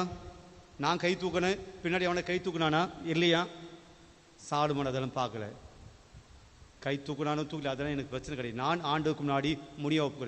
எத்தனை பேர் இங்கே அடுத்தவங்களை பார்க்காம, யாரையும் பார்க்காம வழிபாட்டில் நான் ஆண்டவரோடு பேசுகிறேன், ஆண்டவர்கிட்ட அடிபணிக்கிறேன், ஆண்டவோட உதவி கேட்குறேன், ஆண்டவோட அன்பு கேட்குறேன்னு சொல்லி ஆலயத்துக்குள் நாம் வருகிறோம். இது நடக்கலை அப்படின்னா நாம் ஒழுங்கா ஜெபிக்கலை. இந்த சூழல், இந்த மனநிலை நமக்கு இல்லை அப்படின்னா, இங்கே வந்து நான் பராக் பார்க்குறேன், இது பார்க்குறேன், அது பார்க்குறேன், அடுத்தவங்களை பார்க்குறேன், நீங்கள் இன்னும் ஜெபிக்க கற்றுக்கொள்ளவில்லை, இன்னும் ஜெபிக்க உங்களுக்கு தெரியல. You are not concentrating. 1. 2வது என்ன நடக்குது? படியுங்கள் அந்த வசனங்களை. இஸ்ராயேலின் கடவுளாகிய ஆண்டவரே, மேலே விண்ணிலும் கீழே மண்ணிலும் உம்மை போன்ற வேறு கடவுள் யாரும் இல்லை. பெரியமானவர்களே, 2வது செய்தி, நாம் ஜெபிக்க வருகிற போது நாம் செய்ய வேண்டியது 2வது ஒன்று. ஆண்டவர் சொல்றார், சாலமோன் சொல்றார், ஆண்டவரே உங்களை போல விண்ணிலும் யாரும் கிடையாது, மண்ணிலும் யாரும் கிடையாது. ஆண்டவரை போற்றுகிறார். ஆண்டவரை போற்றுகிறார். வந்த உடனே என் பொண்ணு கல்யாணம் நடக்கல, ஆண்டவரை எனக்கு பொண்ணுக்கு ஏதாவது பண்ணி கொடுங்க. ஆண்டவரை என் பையனுக்கு வேலை வாய்ப்பு கிடைக்கல, ஏதாவது பண்ணி கொடுங்க. ஆண்டவர் எனக்கு கடன் தொல்லை இருக்கிறது, ஏதாவது வருமானத்தை கொடுங்க. சாலமோன் தன்னுடைய தேவியை முன்னாடி வச்சாரா? ஆண்டவரை புகழ்ந்தாரா? ஆண்டவரை விண்ணிலும் மண்ணிலும் உம்மை போல யாரும் இல்லை. ஆண்டவரை புகழணும், ஆண்டவரை பெருமைப்படுத்தணும். ஆண்டவருடைய வல்லமை, ஆண்டவருடைய சக்தி, ஆண்டவருடைய ஆற்றல், இதை நான் உணர்ந்தால்தான் ஆண்டவரை என்னால் புகழ முடியும். ஆண்டவர் எவ்வளவு மேன்மையானவர் என்பதை நான் அனுபவித்தால் நான் ஆண்டவரை புகழ முடியும். ஆண்டவர் எவ்வளவு சக்தி வாய்ந்தவர் என்பதை நான் உணர்ந்தால்தான் ஆண்டவரை புகழ முடியும். நான் எப்பவுமே என்னை பத்தியே நினைச்சுக்கிட்டு இருந்தா, என் தேவை, என் கஷ்டம், என் பிரச்சனை, எனக்கு இது வேணும் அது வேணும் என்றால் நான் ஆண்டவரை புகழ மாட்டேன். நான் எனக்கு தான் கேட்டுக்கொண்டிருப்பேன். சாலமோன் சொல்றார், ஆண்டவரே நீர் விண்ணிலும் மண்ணிலும் பெரியவர், எனவே உம்மை போற்றுகிறேன். அப்ப ஜெபத்துல நாம் செய்ய வேண்டியது இரண்டாவது காரியம் என்னவென்றால், உங்கள் தேவையை முன்னிறுத்தாதீங்க. உங்களுடைய தேவையை முன்னிறுத்தாதீங்க. நீங்கள் கேட்பதற்கு முன்னாடியே உங்கள் தேவையை தேவன் அறிந்திருக்கிறார். நீங்கள் மன்றாடுவதற்கு முன்பாகவே உங்களுடைய விண்ணப்பத்தை ஆண்டவர் அறிந்து வைத்திருக்கிறார். நீங்கள் சொல்லிதான் தெரியணும் அவசியம் கிடையாது. உங்களுடைய தேவையை நீங்கள் சொல்லிதான் அவருக்கு தெரியணும் என்ற அவசியம் கிடையாது. உங்கள் தேவையை நீங்கள் ஜெபம் பண்ணதுக்கு முன்னாடி தெரிந்து வைத்திருக்கிறார். முதலில் ஆண்டவரை போற்றுங்கள். இயேசு சொல்லிக் கொடுத்த ஜெபத்துல எடுத்த உடனே அன்றாட உணவை இன்று எங்களுக்கு தாரும். இயேசு அப்படியே சொன்னாரு, அன்றாட உணவை எங்களுக்கு தாரும். எங்க வைக்கிறார்? அது ஜெபத்தினுடைய பாதியில கொண்டு வராரு. அப்ப முதல்ல என்ன வைக்கிறாரு? விண்ணுலகில் இருக்கிற எங்கள் தந்தையே, உமது பெயர் போற்ற பெறுக, உமது ஆட்சி வருக. ஜெபம் என்பது அதுதான் பிரியமானவர்களே. நீங்கள் உங்களுக்காக ஜெபித்துக் கொண்டிருந்தால் சுயநலம், உங்களுடைய தேவைகளையே நீங்கள் சொல்லிக் கொண்டிருந்தால் நீங்கள் கடவுளை பின்னுக்கு தள்ளுறீங்க. என் தேவை தான் எனக்கு முக்கியம், என் சந்தோஷம் தான் எனக்கு முக்கியம், என் மகிழ்ச்சி தான் எனக்கு முக்கியம். கடவுளுடைய பெருமை முக்கியம் கிடையாது, கடவுளுடைய நாமம் முக்கியம் கிடையாது, கடவுளை போற்றுவது முக்கியம் கிடையாது. அந்த ஜெபம் பயனளிக்காது பிரியமானவர்களே. ஆக ஒவ்வொரு தடையும் நீங்கள் ஆலயத்துக்கு போகிற போது, அது ஆராதனையாக இருக்கட்டும் அல்லது தனி குடும்ப ஜெபமாக இருக்கட்டும், ஆண்டவர் முன்னாடி வைங்க. நான் சொன்னது போல முதலாக நீங்கள் ஆண்டவரை தேடுங்கள், மற்ற அனைத்தும் உங்களுக்கு சேர்த்து கொடுக்கப்படும். ஆண்டவரை புகழ்கிற மக்களாக நான் பிரியமானவர்களே, ஆண்டவரை புகழுங்க, ஆண்டவரை போற்றுங்க. ஆண்டவருடைய நாமும் வாழ்த்து பெற வேண்டும். நம்மை முன்னிறுத்துவது அது ஜெபம் அல்ல, வெளிப்படுத்தது. ஆக சாலமோன் என்ன பண்ணாரு? முதல்ல ரெண்டாவது, ஆனா நீங்க யார் அப்படின்னா இந்த உலகமே கொள்ளாது. ஆனா நீங்க யார் அப்படின்னா இந்த உலகமே கொள்ளாது. இந்த உலகத்தை விட நீங்க பெரியவங்க, வானத்தை விட நீங்க பெரியவங்க, மண்ணுலகை விட நீங்க பெரியவங்க. இந்த உலகமே உங்களை கொள்ளாது. அப்படிப்பட்ட உங்களை நான் கொண்டு வந்து எங்க வச்சிருக்கிறேன்? கோயிலுக்குள்ள வச்சிருக்கிறேன். இந்த உலகமே கொள்ளாத ஒரு கடவுளை நான் கொண்டு வந்து கோயிலை வச்சிருக்கிறேன். நீங்களும் எல்லாம் எங்க தான் இருக்கிறீங்களா? நீங்கள் என்ன பண்ணிக்கிறீங்க? நான் கட்டின இந்த அல்பமான ஒரு சாதாரண கோயிலுக்குள்ள நீங்க வந்திருக்கிறீங்க. இந்த உலகத்தை விட பெரிய கடவுள் நான் கட்டின இந்த சின்ன கோயிலுக்குள்ள, சாலமன் பெரிய கோயில் தான் கட்டினாரு, இதை விட பெருசு. ஆனால் கடவுளுக்கு முன்னாடி அந்த கோயில் ஒன்றும் கிடையாது, ஆண்டுக்கு முன்னாடி அந்த கோயில் ஒன்றும் கிடையாது. அவர் சொல்றாரு, நான் கட்டின இந்த கோயிலுக்குள்ள வந்து தங்கி இருக்கிறீங்களே, நீங்க எங்களோடு இருக்க வந்ததுக்கு நன்றி. இந்த கோயில் உங்களுக்கு அவசியம் கிடையாது, நீங்க இங்க வந்து தங்க வேண்டும் என்ற அவசியம் கிடையாது. உலகமே உங்கள் தான், விண்ணுலகம் உங்களது தான், மண்ணுலகம் உங்களது தான். ஆனாலும் கூட நான் கட்டின இந்த கோயிலுக்குள்ள நீங்க வந்திருக்கிறீங்க. யாருக்காக வந்திருக்கிறீங்கன்னா எனக்காக வந்திருக்கிறீங்க, எங்களுக்காக வந்திருக்கிறீங்க. நன்றி சொல்றேன் ஆண்டவரே. தேவன் எங்க வந்திருக்கிறார்? நாமெல்லாம் இந்த நற்கனை இங்க எடுத்து வச்சுட்டு பழக்கு பார்த்துட்டு இருக்கோம், நற்கனை இங்க எடுத்து வச்சுட்டு மொபைல் பார்த்துட்டு இருப்போம், நற்கனை இங்க எடுத்து வச்சுட்டு வேற காரியங்களை யோசிச்சுட்டு இருப்போம். இந்த கடவுள் இங்க வந்து தங்கணும் அவசியம் கிடையாது. இந்த கடவுள் இந்த அப்பத்துக்குள்ள நற்கனியாக வரணும் அவசியம் கிடையாது. அவர் ரொம்ப பெரியவர், உலகத்தை படைத்தவர், விண்ணுலகை படைத்த கடவுள் உங்களுக்காக எனக்காக இந்த நற்கனியில் வர வேண்டிய அவசியமே கிடையாது. ஆனா வந்திருக்கிறார். ஏன் அப்படின்னா நாம் அவரிடம் ஜெபிக்க வேண்டும், அவருடைய ஆசீர்வாதங்களை பெற வேண்டும் என்பதற்காக அவர் நம்மை தேடி வந்திருக்கிறார்.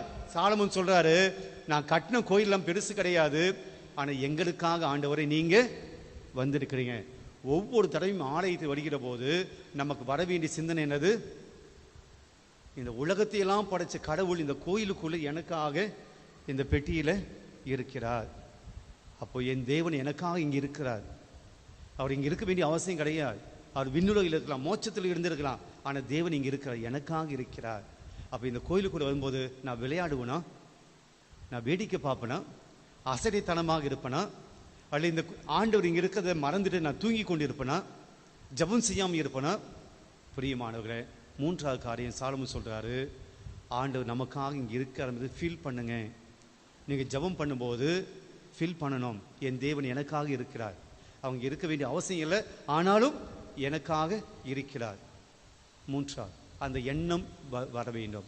அப்போ கோயிலுக்குள்ள வருகிற போது அது ஒரு விண்ணகத்தில் வந்தது போல இருக்க வேண்டும், ஒரு மோட்சத்துக்குள் வந்தது போல இருக்கணும். ஆண்டவர் இங்கே இருக்கிறார். சில சமயத்தில் நாம் பிள்ளைகள் விளையாடுவாங்க, அதை பார்த்து நம்ம சிரிச்சுட்டு இருப்போம். நம்முடைய பிள்ளைகள் விளையாடுவது, ஆலயத்தில் விளையாடுவது பெற்றோர்களுக்கு அவ்வளோ பெரிய சந்தோஷம். பிள்ளைகளுக்கு தெரியாது, அது தப்புன்னு தெரியாது, ஆனால் உனக்கு தெரியும் இந்த இடம் விளையாடுவதற்குண்டான இடம் அல்ல என்பது பெற்றோர்களுக்கு தெரியும். பட் யூ ஆர் லாஃபிங், அதை பார்த்து சிரிக்குது, மகிழ்ச்சி, என் பிள்ளை அப்படி ஓடுது இப்படி ஓடுது. பிரியமானவர்களே, ஆண்டவர் இந்த ஆலயத்தில் இருக்க வேண்டிய அவசியம் கிடையாது, ஆனால் இங்கே நமக்காக வந்திருக்கிறார் என்றால் அவருக்குண்டான ரெவரன்ஸ் கொடுக்க வேண்டும். அதான் கை தூக்குனார் சாலமோன், ரெவரன்ஸ் கொடுத்தார். ஸோ மூன்றாவது, கடவுள் ஆலயத்தில் நமக்காக வருகிறார், பயன்படுத்திக் கொள்ள வேண்டும். நான்காவது, வேகமாக, வானமும் வான மண்டலமும் உம்மை கொள்ள இயலாதிருக்க நான் கட்டியுள்ள இக்கோவில் எப்படி உம்மை கொள்ளும்? என் கடவுளாகிய ஆண்டவரே, உம் அடியான் செய்கிற வேண்டுதலையும் விண்ணப்பத்தையும் கேட்டதிலும் உம் அடியான் இன்று உம்முடைய முன்னிலையில் எழுப்பும் கூக்குரலுக்கு செய்ய வேண்டுதலுக்கும் செவி சாய்த்தலும். இதெல்லாம் அப்படியே மன்றாட்ட வருது. அப்போ நான்காவது தான் என்ன வருது? என் மன்றாட்டை கேளுங்க, என் விண்ணப்பத்தை கேளுங்க, என் தேவையை கேளுங்கன்னு சொல்லி நம்முடைய தேவையை எங்கே வைக்க சொல்றாரு? நாலாவது இடத்துல வைக்க சொல்றாரு. அது நம்ம கரெக்டாக பண்ணுறோம், அதில் குறைச்சலே கிடையாது, நிறைய பேர் பண்ணுறோம். கடைசியாக ஒன்று சொல்லி முடிக்கிறார். கடைசி வார்த்தை 30வது வார்த்தை படியுங்கள். 30வது வசனம், உம் அடியானின் விண்ணப்பத்துக்கு இவ்விடத்தை நோக்கி செய்கிற உம் மக்கள் இஸ்ராயேல் வேண்டுதலுக்கும் செவி சாய்ப்பீராக. உமது உறைவிடமாகிய விண்ணகத்திலிருந்து கேட்டு அருள்வீராக. கேட்டு மன்னிப்பு. என்னைக்காவது நம்ம மன்னிப்பு கேட்குறோமா? நம்முடைய ஜபத்தில் மன்னிப்புக்குண்டான இடம் இருக்கிறதா? அடுத்து நான் பாவியாக இருக்கிறேன், அதை நான் சொன்னல, 2 பேர் எடுத்துக்காட்டு. ஒருத்தன் இங்கே இருந்தான், ஒருத்தன் பின்னாடி இருந்தான். அவன் என்ன கேட்டான்? எனக்கு இது வேணும் அது வேணும் கேட்டானா? அவன் கேட்டது என்னது? மன்னிப்பு. நான் பாவி, என்னை மன்னிச்சிடுங்க. கடவுள் அவனுடைய ஜபத்தை கேட்டார். நீங்கள் உங்களுடைய பாவங்களுக்காக மன்னிப்பு கேட்காத ஜபங்களை ஒருபோதும் அது ஆசீர்வாதங்களாக மாற. நான் பாவம் செய்வேன், ஆனால் மன்னிப்பெல்லாம் கேட்க மாட்டேன். நான் தப்பு பண்ணுவேன், ஆனால் மன்னிப்பெல்லாம் கேட்க மாட்டேன். என் தேவையை மட்டும் கேட்டுட்டு போவேன். ஆண்டவர் அது ஜபங்களாக ஏற்றுக்கொள்வதில்லை. ஆண்டவருக்கு முன்னாடி வருகிற ஒவ்வொரு தடவையும் நம்முடைய பாவங்களுக்காக மன்னிப்பு கேட்க வேண்டும். இயேசு கூட தன்னுடைய ஜபத்தில் என்ன சொல்கிறார்? நாங்கள் மற்றவருடைய குற்றங்களை மன்னிப்பது போல நீர் என் பாவங்களை மன்னிக்க சொல்றார். பெரியமானவர்களே, இதுதான் ஒரு ஜபத்தின் அடையாளம். ஆண்டவரின் வருகிற போது உங்களை தாழ்த்துங்கள் ஃபர்ஸ்ட். 2வது, ஆண்டவரை போற்றுங்கள். 2வது. 3வது, ஆண்டவர் நம்முடைய மத்தியில் இருக்கிறார் என்பதற்கு நன்றி சொல்லுங்கள். 4வது, உங்களுடைய தேவைகளுக்காக ஜெபியுங்கள். 5வது, உங்களுடைய பாவங்களுக்காக மன்னிப்பை கேளுங்கள். இது ஒரு ஜபத்தில் இருந்தால் அதான் பர்ஃபெக்ட் ஜபம், அதான் முழுமையான ஜபம். பிரியமானவர்களே, பல சமயத்தில் நமக்கு எப்படி ஜெபிக்கணும்னு தெரியல, ஜெபித்திருப்போம். ஆனாலும் கூட கடவுள் நம்முடைய ஜபங்களை கேட்டு நமக்கு ஆசீர்வாதம் வழங்கியிருக்கிறார். ஆண்டவருடைய கிருபை ஜபங்களினால் அதிகமாக பெற்றுக்கொள்கிறோம். நீங்கள் என்ன நினைக்கிறீங்க? ஆண்டு உங்களை ஆசீர்வதிக்கிறேன்னா நீங்கள் என்ன செய்யணும்னு நினைக்கிறீங்க? If you want get more blessings, what we have to do? நம்ம என்ன செய்யணும்? இப்படியே இருந்தால் கிடைச்சிடும் இல்லையா? ஃபாதர் இதை எடுத்து பிளஸ் பண்ணுவார். ஆனால் ஆண்டோடைய ஆசீர்வாதம் வரணும்னா என்ன செய்யணும்? கேளுங்கள், கொடுக்கப்படும். கேட்கணும். பிரியமானவர்களே, பல பேர் பல சமயத்தில் ஆலயத்துக்குள்ளே வந்து நாம் ஜெபிப்பது கிடையாது, வேடிக்கை தான் பார்க்கிறோம். ஏதோ நடக்குது, ஃபாதர் ஜெபம் பண்ணுறாரு, அங்கே பாட்டு பாடுறாங்க, நான் பாட மாட்டேன், நான் ஜெபம் மாட்டேன், நான் ஆண்டவரை துதிக்க மாட்டேன், ஆண்டவரை போற்ற மாட்டேன். அது எப்படியோ பாடுறது ஜெபிக்கிறது படித்து எங்களுக்கெல்லாம் அது கேவலம். படித்து அதெல்லாம் இன்றைக்கி ஒரு யூடியூப்பில் பார்த்தேன். ரொம்ப மனசு உருகி போனேன் நான். என்ன அப்படின்னா, ஒரு கை வராதவர், ஒரு கால் வராதவர், அப்படியே இழுத்து இழுத்து நடக்கக்கூடிய ஒருவர் பஸ் ஸ்டாண்டில் ஆண்டவுடைய வார்த்தையில் அடங்கிய இந்த நற்செய்தி அடங்கிய அந்த துண்டு பிரசங்களை அவர் கொடுத்து கொண்டு இருக்கக்கூடிய அந்த வீடியோ ஒன்றை நான் பார்த்தேன். இது நான் என்ன நினச்சேன், இது எனக்கு வந்தால் நான் ஆண்டவரை சபித்திருப்பேனா, அல்ல இதைவிட ஆண்டவருக்கு இன்னும் அதிகமாக பணி செய்ய வேண்டும் என்று நான் யோசித்திருப்பேனா? அது எனக்கு நான் வச்சுக்கோ. எப்படி அந்த மனுஷனால் பண்ண முடியுது? கை இல்லை, காலு, இன்னும் ஊதியம், குடும்ப நிலைமை, அந்த நிலைமையில் வீதி வீதியாக போயிட்டு அந்த இஷ்யூ பண்ணுறார், இறைவார்த்தை இஷ்யூ பண்ணுறார், பஸ்ஸில் ஏறி இஷ்யூ பண்ணுறார். நீங்களும் யூடியூப்பில் போட்டால் இருக்கும். எப்படி அவரால் முடியுது? அந்த கஷ்டத்தில் எப்படி அவரால் முடியுது? பிரியமானவரே, ஆண்டவருடைய ஆசீர்வாதம் வேணும்னா ஆண்டவர் தேடி வர வேண்டும், ஆண்டவரிடம் ஜெபிக்க வேண்டும், ஆண்டவருக்காக சின்ன சின்ன காரியங்களை செய்யணும். நம்ம எதுவுமே செய்ய மாட்டேன், ஆண்டவரை ஆசீர்வதித்து கொண்டே இருக்கணும்னா அது முழுமையான ஒரு மீனிங் உள்ள ஒரு அர்த்தமுள்ள ஒரு ஜெபமாக மாறாது. ஆக ஆண்டவருடைய கரத்தில் நம்மை ஒப்பு கொடுப்போம். இதுவரையிலும் நீங்கள் ஜெபிச்சிங்களோ ஜெபிக்கலையோ, ஆண்டவர் நம்மை பாதுகாத்து வந்திருக்கிறார். இதுவரையில் நம்ம ஆண்டுக்கு பிடிச்சமானவர்களாக இருந்திருக்குமோ இல்லையோ, ஆண்டு நம்மை பாதுகாத்திருக்கிறார். இன்றைக்கி ஒன்று புரிஞ்சுப்போம், இந்த தேவன் இல்லைன்னா நாம் கிடையாது. இந்த தேவனுடைய ஆசீர்வாதம் இல்லைன்னா உங்கள் குடும்பம் கிடையாது. இந்த தேவனுடைய கிருபை இல்லை அப்படின்னா உங்களுடைய வளர்ச்சியெல்லாம் கிடையாது.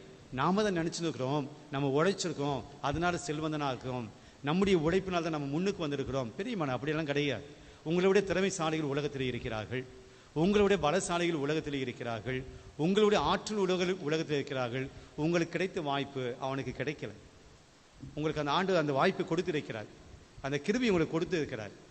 அதனால் நீங்கள் வளர்ந்துட்டீங்க. உங்கள் உழைப்பு இல்லைன்னு சொல்ல வரல, ஆனால் அந்த கிருபையை கொடுத்திருக்கிறார், அந்த வேலை வாய்ப்புக்கு உண்டான சூழலை கொடுத்திருக்கிறார். அப்போ உங்களோட திறமைசாலி இந்த உலகத்தில் இல்லையா? இருக்கிறாங்க. ஆனால் ஆண்டு உன்னை ஆசீர்வதித்திருக்கிறார். பிரியமானவர்களே, நாம் இன்னும் ஆண்டுகள் அதிகமாக வருவோம். நாம் ஆண்டவர் இல்லை அப்படின்னா என் வாழ்க்கை இல்லை என்பதை நம்புவோம். பாடி நாம் ஆண்டுடைய ஆசீர்வாதங்களை பெறுவோம்.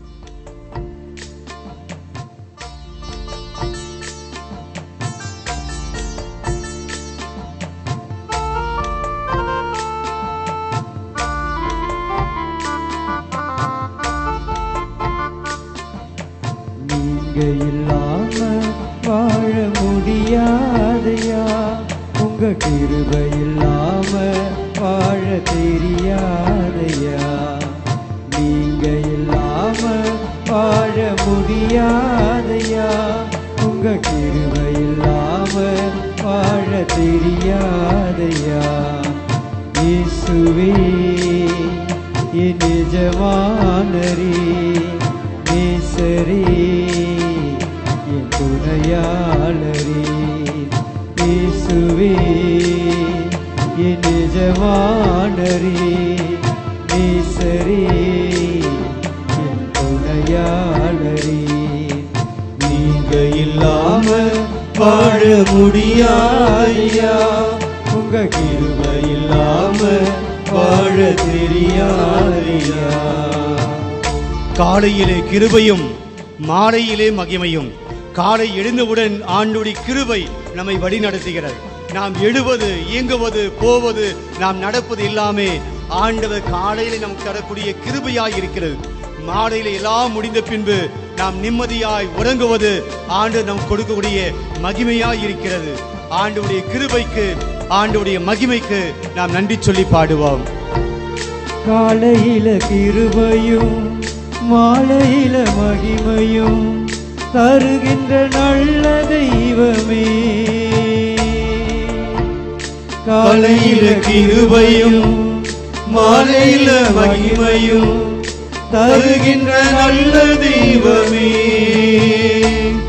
தாய் மறந்தாலும் மறப்பதில்லையே, தந்தை வெறுத்தாலும் வெறுப்பதில்லையே. சேர்ந்து தாய் மறந்தாலும் மறப்பதில்லையே, தந்தை வெறுத்தாலும் வெறுப்பதில்லையே. நன்றி சொல்லி துதி பாடி மனதார தொழுகிறோம். நீங்க இல்லாம வாழ முடியாதையா, உங்க கிருபை இல்லாம வாழ தெரியாதையா. இதுவரை நிற்பதும் இனிமேல் நிலைப்பதும் எல்லாமே உங்க கிருபைதான்பா.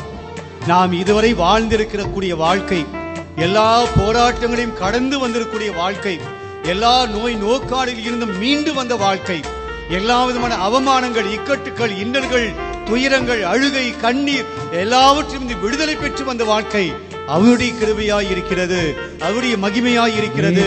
நாம் இனிமேல் செய்ய போவதும், இனிமேல் சாதிக்க போவதும், இனிமேல் நாம் பெற்றுக்கொள்ள போவதும் அவருடைய கிருபையாய் இருக்கிறது. நன்றி சொல்லி பாடுவோம். இதுவரை நிற்பதும் இனிமேல் நிலைப்பதும் எல்லாமே உங்க கிருபைதா.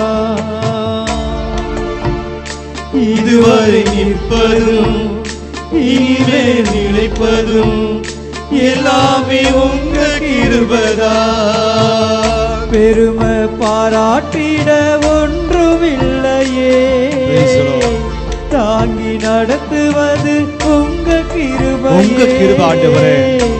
பெருமை பாராட்டிட ஒன்றுமில்லை, பெருமை பாராட்ட ஒன்றும் இல்லை ஆண்டவரே. தாங்கி நடத்துவது உங்க கிருபை. என்னை தாங்கி என் குடும்பத்தை தாங்கி நடத்தும் உம்முடைய கிருபை ஆண்டவரே. சொல்லி துதி பாடி மனதார தொழுகிறோம். நீங்க இல்லாம வாழ முடியாதையா, உங்க கிருபை இல்லாம வாழ தெரியாதையா.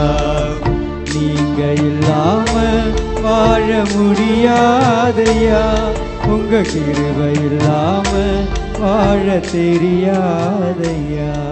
முழந்தால் படியிடுவோம். சாலமோன் எப்படி ஜெபிக்க வேண்டும், எப்படி ஜெபித்தார் என்பதை ஆண்டவர் நமக்கு உணர்த்திருக்கிறார். இறை வார்த்தை நமக்கு உணர்த்திருக்கிறது. ஆண்டவரை கரத்தில் உங்களை ஒப்புக் கொடுங்க. சாலமோனை போல ஆண்டவர் நீர் பெரியவர், நீர் உன்னதர், மேலானவர், நான் ஒன்றுமில்லாதவன். உம்முடைய கரத்தில் என்னை ஒப்புக் கொடுக்கிறேன் ஆண்டவரை. என்னை ஆசீர்வதிங்க, என் குடும்பத்தை ஆசீர்வதிங்க, என்னுடைய பிள்ளைகளை ஆசீர்வதிங்க. என்னுடைய பிள்ளைகளுக்கு தேவையான நல்ல ஒரு எதிர்கால வாழ்க்கையை தாங்க. எங்கள் குடும்பத்தை பிடித்திருக்கக்கூடிய எல்லா சாத்தானுடைய தொல்லைகள், அழகினுடைய தொல்லைகள், பசாசின் தொல்லைகள் எல்லாம் விலகி ஓட வேண்டுமா ஜெபிக்கிறோம். நாங்கள் சந்தித்து கொண்டிருக்கக்கூடிய எல்லா விதமான தோல்விகள், அவமானங்கள் எல்லாம் எங்களை விட்டு நீங்குவதாக ஆண்டவர். இந்த நாளிலே உண்மை நாங்கள் நம்பி வந்திருக்கிறோம். உம்முடைய ஆலயத்தில் நாங்கள், உம்முடைய பிரசன்னத்தில் நாங்கள் முழந்தாள் படியிட்டு ஜெபிக்கிறோம் ஆண்டவரே. கண்ணீர் விட்டு நாங்கள் வேண்டுகிறோம். எங்களுடைய கவலைகளை எல்லாம் உடைய பாதத்தில் நாங்கள் ஒப்புக் கொடுக்கிறோம் ஆண்டவரே. எங்களை அறிந்த தேவனாக இருக்கிறேன். நாங்கள் நடப்பதும் போவதும் வருவதும் நிற்பதும் எல்லாமே உம்முடைய கிருபையாக இருக்கிறது ஆண்டவரே. எங்கள் குடும்பத்துடைய பிரச்சனை எல்லாவற்றும் ஆண்டவரே ஏதோ உம்முடைய வல்லமையுள்ள கடங்களை நாங்கள் ஒப்புக் கொடுத்து ஜெபிக்கிறோம். ஒருபோதும் நொறுங்குண்டு இதயத்தை நீர் அவமதிப்பதில்லை என்று நாங்கள் வாசிக்கிறோம் ஆண்டவரே. எங்களை அவமதிக்காத தேவனாக இந்த ஊர், உலகம், சமூகம், மக்கள் எல்லோருமே எங்களை அவமதிக்கக்கூடிய சூழ்நிலையில ஆண்டவரே அந்த இக்கட்டிலிருந்து, இன்னலிலிருந்து, துயரத்திலிருந்து எங்களை விடுதலை தரும்படியாய் நாங்கள் வேண்டுகிறோம் ஆண்டவரே. எங்களை உயர்ந்த இடத்தில் வைக்கும்படியாய், எங்களை எல்லா விதமான நலங்களினால் நிரப்பும்படியாய் நாங்கள் ஜெபிக்கிறோம் ஆண்டவரே. எங்களை ஆசீர்வதியும் ஆண்டவரே. உம்முடைய ஆசீர்வாதத்தை எங்களுக்கு தாரும் ஆண்டவரே சொல்லி ஆண்டவரையும் கரத்தில் ஒப்புக் கொடுக்கிறோம். எங்களுடைய பாவங்களை மன்னியும். நாங்கள் தெரிந்தும் தெரியாமல் செய்த எல்லா விதமான பாவங்களை மன்னித்து ஆண்டவரே இன்று எங்களுடைய பாவங்களுக்கு நீர் மன்னிப்பு தரும்படியாய் நாங்கள் வேண்டுகிறோம். ஆமென். மாண்பிய கீதம்.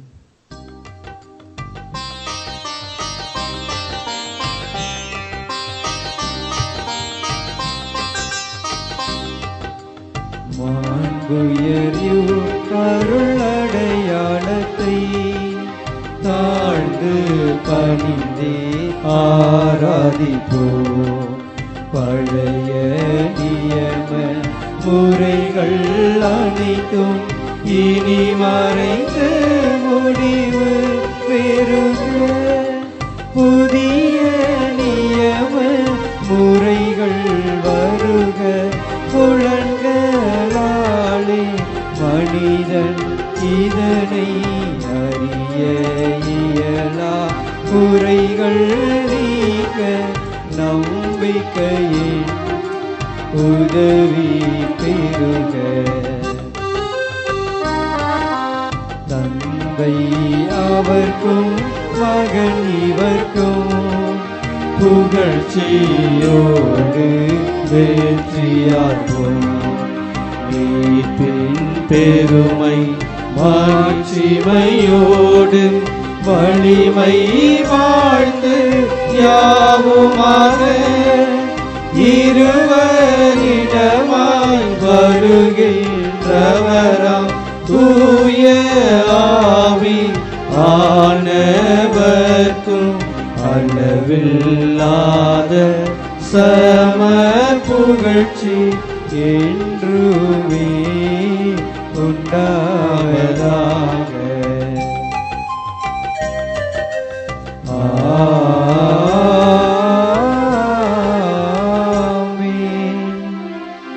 மன்றாடுவோமாக. இறைவா, இந்த வியப்புக்குரிய அருள் அடையாளத்திலே உம்முடைய பாடுகள் நினைவை எங்களுக்கு விட்டு சென்றீர். உமது திருவுடல் திருத்தமாகியவற்றின் தூய மறைபொருளை வணங்கும் நாங்கள் உமது மீட்பின் பயனை இடைவிடாமல் தூய்த்துணர்ந்து மகிழ அருள்வீராக. தந்தையாகிறவனோடு தூய ஆவியாரின் ஒன்றிப்பில் இறைவனா என்றென்றும் வாழ்ந்து ஆட்சி செய்கின்ற உம்மை மன்றாடுகின்றோம்.